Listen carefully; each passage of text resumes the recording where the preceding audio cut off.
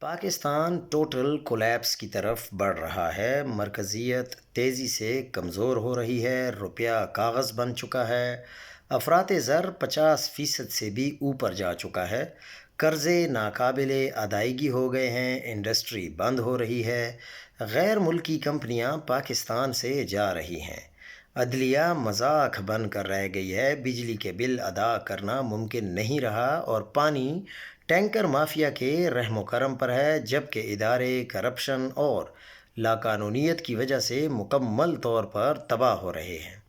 Somalia نے 1991 میں یہی راستہ اختیار کیا تو جنگجوؤں نے ملک پر قبضہ کر لیا۔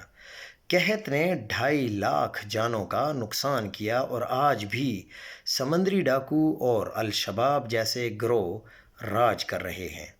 یمن 2014 سے اسی راہ پر چل پڑا تو خانہ جنگی نے 3.5 لاکھ سے زائد اموات کا باعث بن گئی۔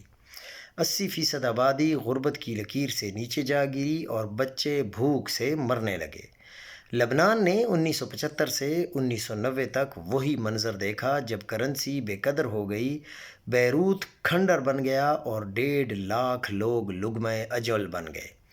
یہ سب نیا آغاز نہیں بلکہ موت کا دوسرا نام ہے، جو مہاجرین کی لہر، ایٹمی ہتھیاروں کا خطرہ اور 1971 سے بھی بری تقسیم لا کر کھڑا کر دے گا۔